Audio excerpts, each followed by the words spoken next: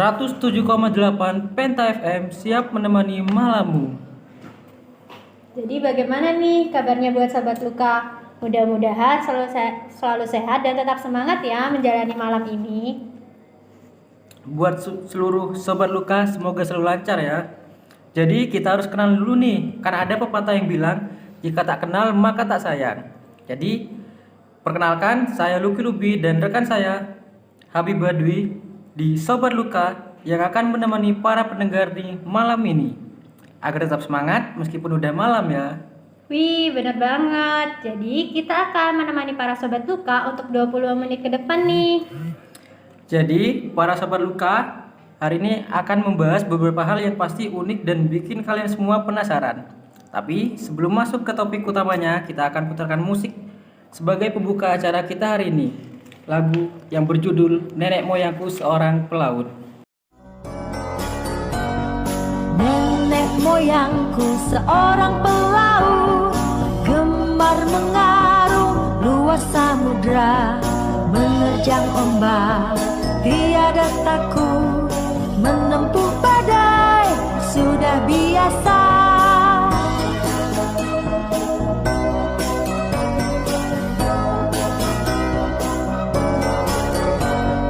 Angin bertiup, layar terkembang, ombak berdebar di tepi pantai, pemuda berani bangkit sekarang.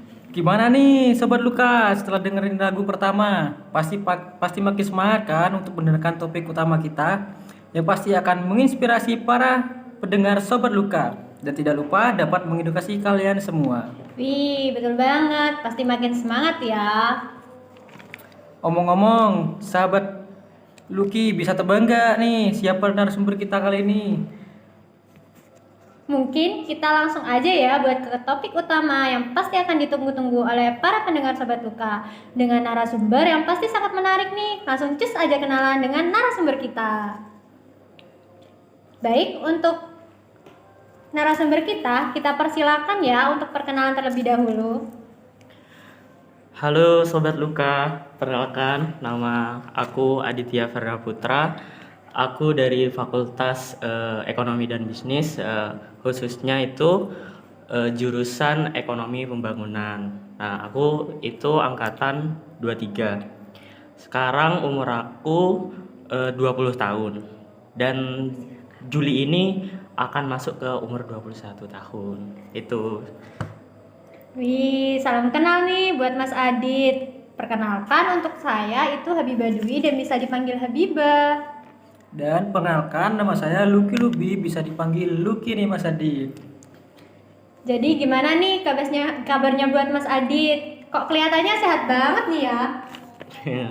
Kayaknya emang tiap hari aku kelihatannya sehat sih. Cuma emang akhir-akhir ini mungkin sibuk-sibuknya tuh lagi nugas-nugas aja gitu kan. Kayaknya mau deket-deket UAS ya. Jadi ya mungkin itu aja sih. Nah, kan Mas Adit ini ternak budidaya lele nih. Nah, mungkin kita langsung ke topik utamanya aja ya Mas, supaya para pendengar juga mengetahui bagaimana budidaya ikan lele yang baik serta benar. Nah, para pendengar pasti suka ikan lele yang digoreng kan? Atau pecel lele, atau lele panggang, lele goreng. Tapi kita juga akan kasih tips nih agar para Sobat Luka tidak hanya memasuki dunia kuliner, tapi juga perlu mengetahui bagaimana sih budidaya ikan lele yang sukses dan pastinya menghasilkan cuan nih Sobat Luka. Nah, kita langsung tanya nih ke ahlinya atau narasumber kita yang sangat menginspirasi. Nah, Mas Adit, saya mau tanya nih Mas Adit, sejak kapan Anda mulai menerapkan budidaya ikan lele? Oke, jadi kalau budaya ternak lele itu saya awalnya itu saat tahun 2023 kalau nggak salah ya, itu bulan April mungkin, itu saat saya lulus SMA gitu. Nah, dari itu saya coba tuh, karena kan masuk kuliah masih lama ya. Nah, jadi aku tuh coba kepikiran usaha apa yang buat mengisi waktu kuliah. Jadi ya aku memutuskan buat cobalah ternak lele gitu. Wah, Mas Adit keren banget ya, bisa kuliah sambil berbisnis nih. Nah, pastinya menghasilkan cuan yang banyak ya. BTW, apa nih kira-kira yang awal modalnya dapat dari mana ini awalnya? Nah, kalau modal sendiri sih awalnya itu dari diri sendiri ya pasti, karena emang ini eh apa ya, inisiatif sendiri gitu. Jadi ya awalnya emang dari modal sendiri, karena waktu itu kan juga habis lebaran tuh momentumnya. Nah, jadi aku tuh dapat uang, biasanya kan kalau lebaran dikasih THR kan. Nah, waktu itu dapat uang THR 500.000 mungkin. Jadi modal awalnya dari sana. BTW Mas Adit ini awal buat memulai usaha budidaya ikan lele ini mulai sendiri atau bersama mungkin ada partner atau selainnya gitu Mas Adit? Oh iya, bagus pertanyaannya. Jadi kalau ada partner apa enggak, itu pastinya ada partner ya waktu itu. Ini cerita sedikit nih saya nih. Awalnya tuh emang kenapa saya kepikiran buat ternak lele itu awalnya dari nongkrong di kafe gitu Mas Lucky. Jadi saya saya dan teman-teman saya itu nongkrong di kafe, habis itu ya berbincang-bincang biasa. Terus ada nih satu teman saya nyeletuk gitu, "Hmm, gimana kalau kita mulai bisnis gitu." Terus habis itu banyak berdiskusi. Habis itu salah satu teman saya satunya itu mengusulkan buat kita coba aja ternak lele gitu. Jadi waktu itu ada 4 orang tuh yang nongkrong di kafe tuh. Jadi ya saya memulai bisnis lele ini dengan 4 orang tersebut. Jadi seperti itu. Wah, jadi gitu ternyata Sobat Luka. Mas Adit ini memulai dengan eh, awal mula nih dari tongkrongan Sobat Luka yang menginspirasi atau memotivasi Mas Adit ini untuk beternak lele. Jadi eh, teman-teman Mas Adit ini sangat produktif ya dilihat-lihat ya. Ya, ya gitu. Jadi apa ya? Nongkrong itu tidak selalu negatif ya.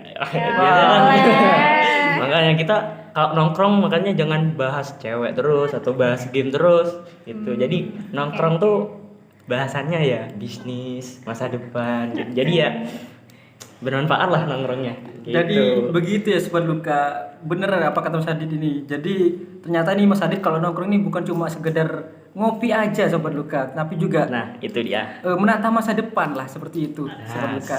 iya.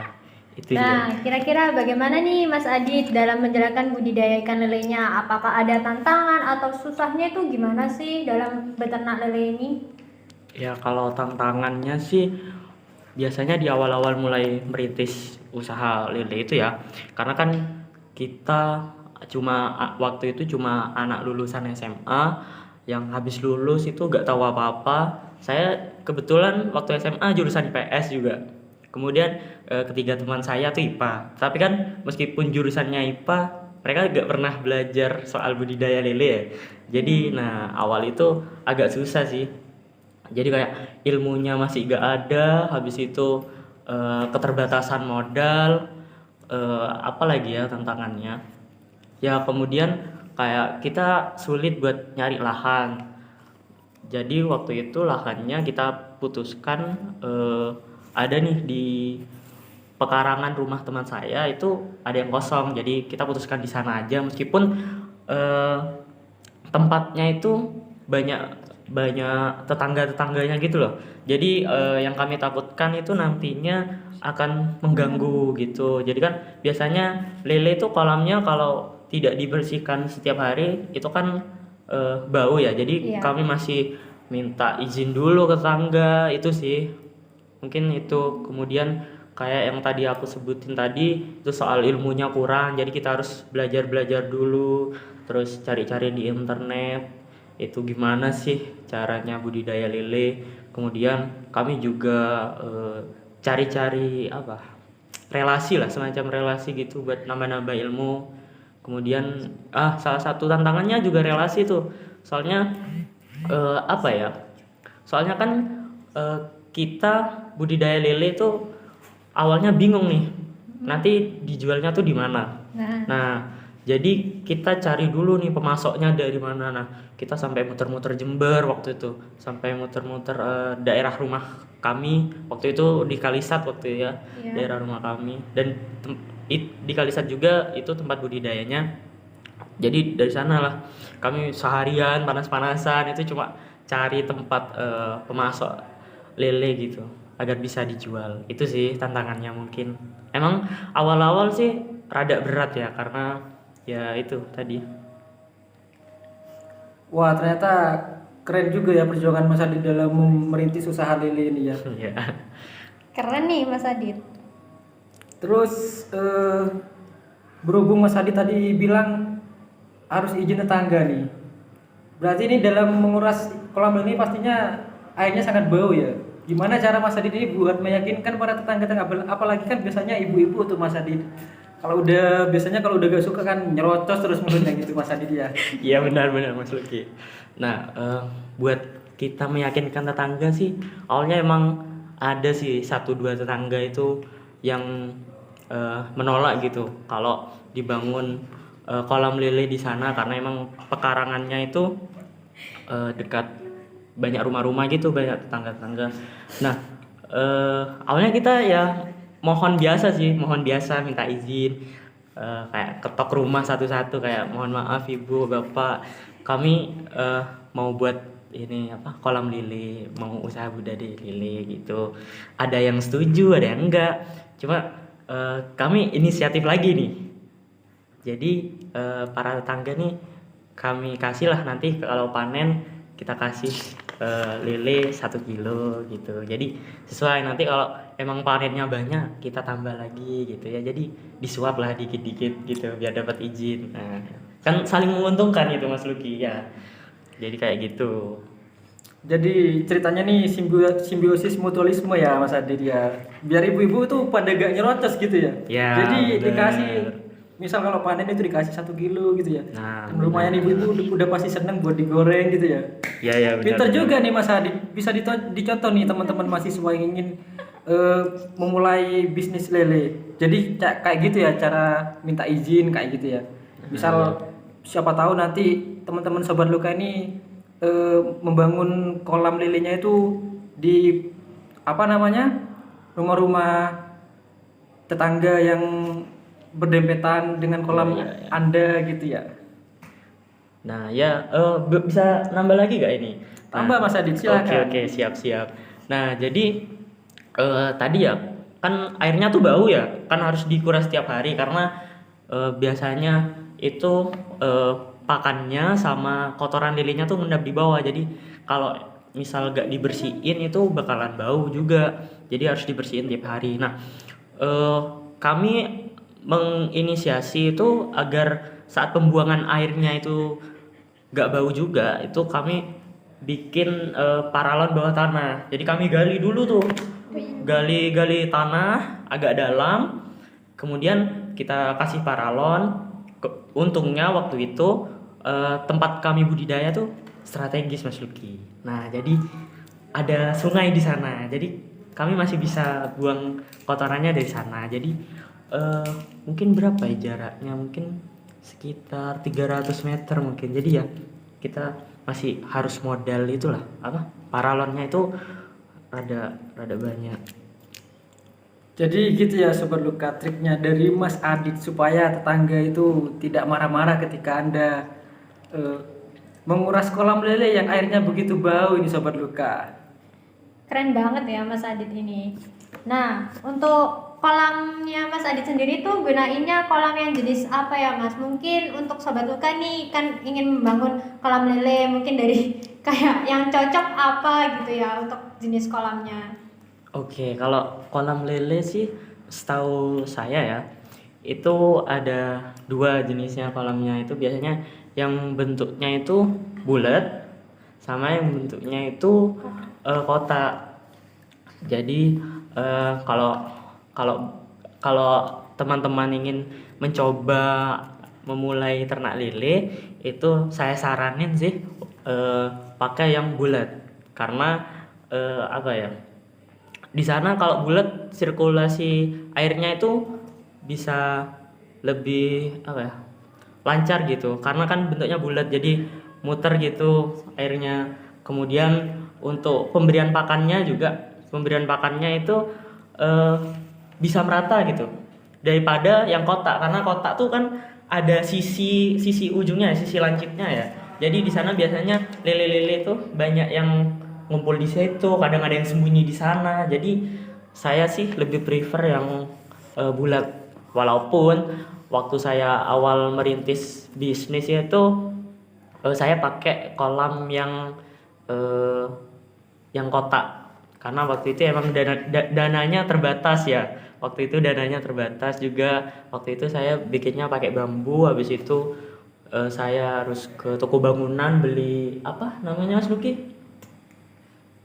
Beli terpalnya itu, ya benar, beli terpalnya itu. Kalau yang bulat sih biasanya harus custom ya, karena itu kan rangkanya itu pakai besi. Jadi harus nyuruh orang. Nah, di sana kami masih tidak mampu untuk awal-awal. Seperti itu.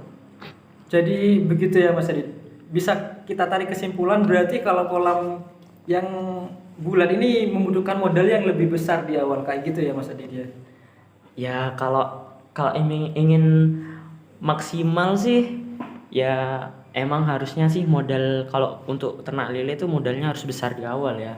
Cuma ya dengan kerja keras, dengan ketekunan ya bisalah nanti. Semakin lama tuh semakin di-upgrade lagi. Seperti perkembangan bisnis saya nih, alhamdulillah nih, dulu kolamnya masih jelek dari kayu. Habis itu kami gantilah karena sudah semakin berkembang usaha kami. Jadi kami mulai mengupgrade, ada kolamnya itu mulai diganti, kemudian kita membeli pompa air untuk mengisi kolam. Jadi kemudian ada buat sirkulasi airnya juga kita sudah beli. Ya itulah. Bahkan kami itu juga membuat pondok-pondokan dulu.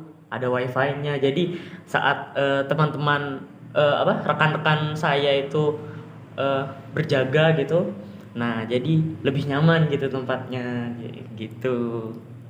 Wah, jadi tempat kolam ternak lele Mas Adit ini ternyata bukan hanya sekedar kolam lele ya. Jadi ada pondok yang dimana di situ bisa menjadi tempat nongkrong Mas Adit dan teman-teman ini ya. Nah iya, kami di pondok itu membahas bisnis semua, membahas keuangan, kemudian membahas perkembangan bisnis kedepannya itu akan mau dibawa kemana. Nah, di sanalah kami berdiskusi semuanya gitu Mas Luki. Wah, terima kasih nih Mas Adit. Ilmu-ilmu yang banyak ingin didengarkan oleh Sobat Luka nih pastinya. Asik. Iya. Nah, untuk yang selanjutnya pasti Sobat Luka juga pasti ingin tahu nih Mas Adit. Apakah dari pakan lele sendiri itu ada pakan khususnya nih Mas Adit supaya menghasilkan lele yang sesuai dengan kriteria pemanenan gitu? Apakah pakan itu ada di toko-toko yang dapat dibeli kayak gitu? Apakah buat sendiri atau gimana dari Mas Adit sendiri nih? Oke, kalau pakan sih ada ya harusnya. Emang ada pakan khususnya ya. Dan itu bisa dibeli di toko-toko yang emang menjual makanan-makanan ikan gitu, pakan-pakan ikan. Nah, untuk pakan lele sendiri ini merupakan pengeluaran terbesar biasanya Mas Luki untuk pakan lele, karena lele ini kan termasuk ikan yang rakus ya Mas Luki. Jadi lele ini kan masuk hewan omnivora, jadi mereka makan segala. Jadi gitu. Kemudian untuk pakannya itu biasanya dijualnya per karung. Nah, satu karungnya itu beratnya 30 kilo biasanya. 30 kilo. Nah, di sana itu biasanya tertera sudah kandungan proteinnya berapa. Jadi ya itu bisa dipertimbangkan lagi bagi teman-teman yang mau memulai bisnis lele. Untuk pakannya sendiri itu yang memang terpenting adalah pakan, karena pakan tuh bisa mempercepat tumbuh kembang lele gitu. Jadi biasanya nih kalau awal-awal nih saya karena masih keterbatasan dana gitu. Jadi pakannya tuh saya campur. Jadi saya beli ecer pakan sentrat itu, kemudian saya pakai pakan pakan alami. Jadi saya bikin sendiri. Biasanya awal-awal tuh kami pakai keong. Keongnya tuh sudah di apa? Sudah dilepas cangkangnya. Kemudian biasanya lele itu butuh puasa juga. Lele itu butuh puasa. Biasanya waktu puasa itu cukup 1 hari aja. Waktu puasa itu biasanya kita kasih daun singkong atau daun pepaya itu biasanya. Kemudian kalau pakan sendiri bisa pakai sosis. Biasanya kalau teman-teman semua punya kenalan gitu produksi apa tempat produksi sosis atau roti atau makanan gitulah ya, itu bisa tuh nanti kalian minta ke tempat produsennya, minta apakah ada makanan yang expired gitu, itu nggak apa-apa, masih dikasih ke lele, itu masih bisa dikasih gitu. Kemudian biasanya dikasih apa lagi ya, ikan, dikasih ikan kayak ikan teri.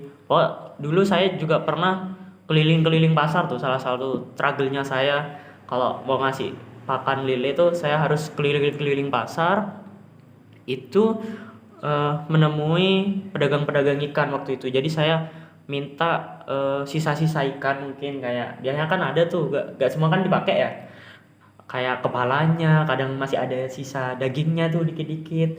Nah jadi saya ambil, kemudian saya giling tuh dijadikan halus, kemudian ya itu saya kasih pakan ke lele saya gitu, Mas Luki. Wah, ternyata banyak sekali nih tips dari Mas Adit untuk masalah pakan nih Sobat Luka. Ya. Jadi Oh, ada lagi biasanya Mas apa Luki. itu Mas Adit? Ini biasanya yang banyak orang nih salah sangka. Gimana tuh maksudnya salah sangka Mas Nah, Adit? ini orang-orang kan banyak yang ngira lele makan ya. Loh, Ya. gimana tuh maksudnya Mas Adit? Saya juga gak paham Itu ini. makan kotoran kan lele. Nah, sebenarnya sih emang lele makan bisa aja makan kotoran ya. Tapi biasanya kalau budidaya itu kita nggak pakai kotoran, masa pakai kotoran kan. Jadi buat teman-teman nih yang takut makan lele, jadi nggak apa-apa, gak usah takut, karena biasanya budidaya itu udah terjamin steril lah pakannya gitu. Jadi begitu Sobat Luka. Sobat Luka nih yang ingin makan lele udah dikasih tahu langsung sama peternaknya langsung ini. Jadi tidak usah takut, itu lele makan apa Mas Adit? Kotoran. Iya, jadi begitu Sobat Luka. Nah, juga perlu diketahui juga dari kata Mas Adit tadi Sobat Luka, untuk pakannya banyak sekali alternatifnya kayak gitu Sobat Luka. Ya. Jadi Saya boleh nambah lagi gak? tambah lagi Mas, biar ini Sobat emang- Luka ini juga banyak Ini mengetahui soalnya gitu. adalah yang paling apa ya? Paling penting gitu. Kalau soal pakan ini paling penting dah. Kalau saran saya, sebisa saya itu full pakai sentrat, karena itu bakal tadi kata saya tadi itu tumbuh kembangnya lebih cepat. Jadi kan biasanya lele itu panen tuh kalau pakai sentrat bisa 2 bulan gitu. Tapi kalau pakai pakan alternatif, karena proteinnya tuh biasanya tidak terpenuhi, itu tumbuh kembangnya itu lebih lambat Mas Luki, biasanya sampai 3 bulan gitu. Itu kan nanti kalau lebih lama panennya lebih banyak lagi biaya yang dikeluarkan, lebih banyak lagi tenaga yang dikeluarkan, jadi gitu. Jadi saran saya emang harus pakai sentrat full gitu. Jadi begitu ya Sobat Luka. Jadi meskipun lele ini banyak alternatifnya untuk pakan, berdasarkan dari pengalaman dari Mas Adi sendiri kayak gitu. Ternyata untuk lele yang diberi pakan full sentra itu pertumbuhannya lebih cepat dan lebih cepat untuk dipanen gitu Sobat Luka. Nah, benar itu. Waduh, udah nggak kerasa nih ya kita nemani dari 20 menit ke depan nih. Nah, Dari Mas Adit sendiri nih, ada yang ingin disampaikan nggak kepada para pendengar kita supaya dapat membangun usaha atau bisnis yang dapat menambah pengalaman dan juga menghasilkan uang seperti yang Mas Adit lakukan sekarang? Oke, mungkin bagi saya saran buat saya nih Kak Habibah. Jadi saran saya buat mahasiswa yang mau mulai bisnis itu mulai aja dulu gitu. Coba aja semuanya, coba aja dulu, jangan takut gagal gitu. Kok bisa nih kayak saya gitu. Kalau takut tuh coba cari rekan gitu yang punya visi yang sama, yang punya perjuangan yang sama untuk memulai bisnis. Kemudian memulai bisnis tuh penuh perhitungan. Jadi cobalah analisis pasarnya gimana, kemudian apakah nanti usaha kami itu usaha yang mau dijalankan itu apakah banyak peminatnya atau enggak. Ya jadi yang pertama itu coba aja dulu, kemudian coba cari rekan, kemudian perbanyak relasi pastinya, kemudian apalagi ya, penuh perhitungan pastinya, direncanakan matang-matang kalau ingin usaha. Itu aja sih. Sangat memotivasi nih ya Mas. Berarti dalam membuka usaha tentunya kita tidak perlu terburu-buru ya. Yang penting ada niat baru kita laksanain. Ya enggak Mas? Ya benar.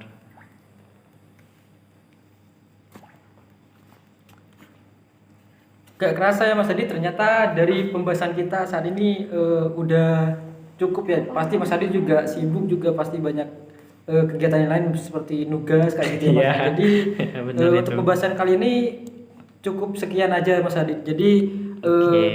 untuk sobat luka nih yang masih penasaran tentang budidaya lele, mungkin Mas Adit bisa ngasih atau username IG kalau tidak masalah. Untuk sobat luka nih pastinya kepo, nah wah mahasiswa Fakultas Ekonomi Bisnis Fakultas Pertanian nih kayak gitu. Jadi sobat luka itu bisa tanya-tanya Mas Adit lebih lanjut untuk masalah ternak budidaya lele ini. Username saya ya. Kalau username saya itu, jadi teman-teman bisa ketik @adtyfrdmptra. Nah, itu dia IG saya. Jangan sungkan-sungkan di follow ya. Nanti saya follow back kok. Jadi gitu ya sobat luka semua, jangan suka-suka untuk follow ya. Jadi sobat luka nih bisa tanya-tanya lebih lanjut, untuk yang masih penasaran nih bisa tanya lebih lanjut ke Mas Adit lewat IG-nya. Ya boleh DM, boleh DM. Ya, lah. boleh DM tuh, boleh Boleh DM tuh katanya. BTW Mas Adit nih katanya masih jomblo kayak gitu, single para sobat luka nih. Jadi bisalah sobat luka nih, buat yang pendengar sobat luka yang cewek ini, modus lah ke Mas Adit gitu, tanya-tanya tentang ternak budidaya lebih lanjut kayak gitu. Jadi kita ucapkan terima kasih kepada sobat luka yang sudah meluangkan waktunya dan mendengarkan siaran kita. Dan tidak lupa pula kita ucapkan terima kasih kepada narasumber kita yang telah meluangkan waktunya untuk memberikan informasi dan ilmu-ilmunya terkait budidaya lele ini, sobat luka. Ya, saya juga ucapkan terima kasih kepada Mas Luki juga dan juga Kak Habibah sudah mengundang saya di siaran kali ini. Jadi saya merasa terhormat nih, saya Wah, diundang. kayak gitu juga Mas Adit. Saya yang banyak berterima kasih kepada Mas Adit, soalnya udah mau diajak jadi narasumber kita malam hari ini Mas Adit kayak gitu. Iya. Jadi itu sekaligus menjadi penutup apabila dari saya Luki dan Habibah kurang ada kata yang kurang berkenan untuk para pendengar sobat luka nih. Jadi mohon maaf yang sebesar-besarnya ya. Bukan begitu Kakak Habibah? Ya bener banget. Jangan lupa ya tungguin kita di siaran berikutnya. Kita ucapkan selamat malam. Wassalamualaikum warahmatullahi wabarakatuh. Dengan lagu penutup Ikan Dalam Kolam dari Yeni Inka.